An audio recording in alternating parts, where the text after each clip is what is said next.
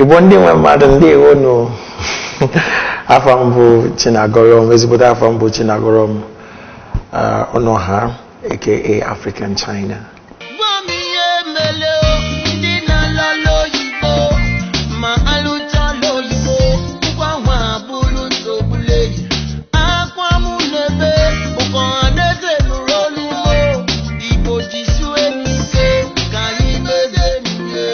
I'm on Vitoli Kedurata.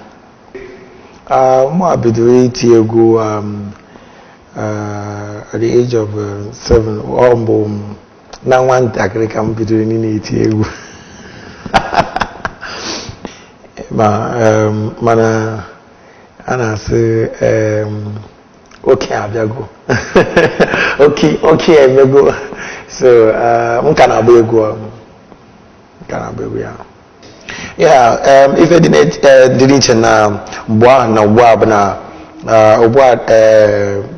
there's money in the industry, and there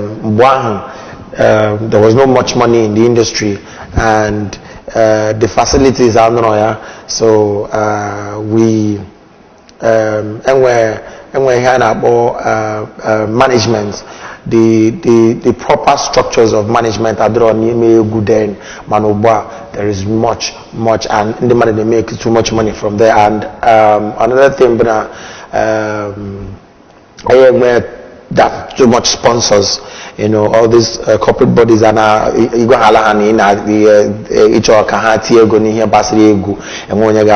that is so Manobwa. There is so much in the industry. A whole lot of multimedias are coming in, and I am of mana. Well, from the very one which is a crisis. Your was standing here, you go be your best friend. Every night and day, you go they think of daily bread. Brother, you never can tell who go be your best friend. Kind of my first one, and although really I did not make too much money off that album, there was a whole lot of piracy then, and in my all cassettes, then Mr. President, that is follow up that first album. Food no day, brother, unumakwa water no day. Onomana warobu na gudo. What about on a NEPA people? See, they don't take light. Yeah, so that one was my second album. Measuring Buzie as in an international artist. You understand? Then a man so be busy boy, be a brugo man. It's a Vigrali and Simbi. So I live at Simbi Abrozo Montagreo. So China no go wine and China no go wine. Yota. So and there's this thing I wanted to do as someone for Igbo. I wanted to understand my family very well. More as in you understand. Let's have a relationship going on. I want to be closer to my daughter. I'm trying to be very close to my daughter. I'm trying to be very close to my wife, so that my marriage will not break at any point. So that was one of the reasons. So okay, let me just mellow a bit. And completely, you understand?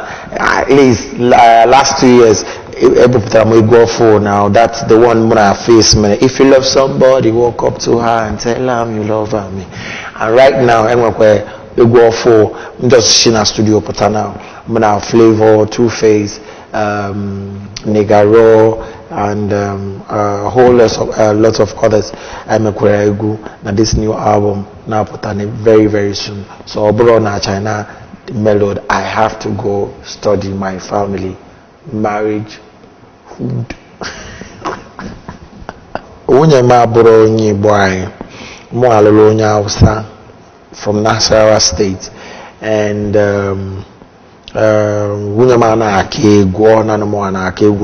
daughter because anytime no hala na studio could girl gabe kwa dia abara tu kwa ni yota like father like daughter.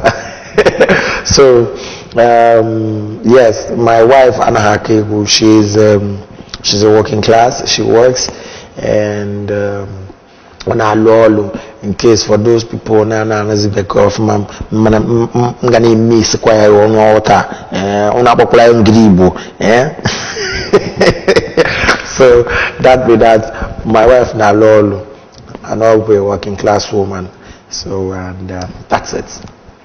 Gwa mi emele ndị na lolo Igbo ma ụnọ lụchọlụ Igbo ụgwọ nwa bụrụ nsogbule akwa mụ n'ebe bụkọ ha n'eze nụrụ olu m Igbo jisuwe n'ike ka anyị mezie n'ihe onye ụlọ nne ya na-esi ọ hapụrụ ya onye n'ụzọ anyị si anahụ ịma na o mebisiwago akwa mụ n'ebe bụ na ya hapụrụ ya onye natanụ we ka anyị mezie n'ihe natanụ ka anyị mezie obodo anyị Chimaobi nata.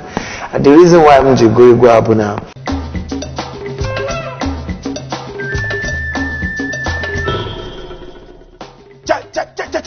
Igbo when Urianwe makananka ha na-achọ n'okelu anọ na anyị n'ogbe aka ugbu a. Kpakpando agbaala o. Kpakpando bụ n'ụlọ oyoyo nke mbụ na Nigeria a na-asụ sọsọ asụsụ Igbo site n'ụtụtụ ruo n'ụtụtụ. Kpakpando na-akwalite mmemme ndị Igbo, omenala, ejije, egwu, azụmahịa, ndọrọndọrọ ọchịchị, egwuregwu, asụsụ Igbo na ihe niile eji mara ndị Igbo. So na Igbo Infinity TV ka ị ga-eweta Kpakpando. A na-afụ anyị na Nigeria niile. Kpọọ anyị na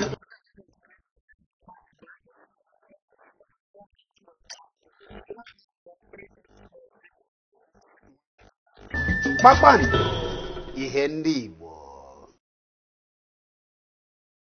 Gwa mi emele ndị na-alụ Igbo ma alụchọlụ Igbo ụgwọ nwa bụrụ nsogbule akwa mụ n'ebe bụkọ ha n'eze nụrụ Igbo jisuwe n'ike ka anyị mezie n'ihe onye ụlọ nne ya na-esi hapụrụ ya onye n'ụzọ anyị si ana o mebisiwago akwa mụ n'ebe bụ hapụrụ ya onye natanụ we ka anyị mezie n'ihe natanụ ka anyị mezie obodo anyị ndị Igbo nwe mmadụ ekene m ụnụ afa mbụ African China anụnụ na-ekiri Kpakpando, the first Igbo channel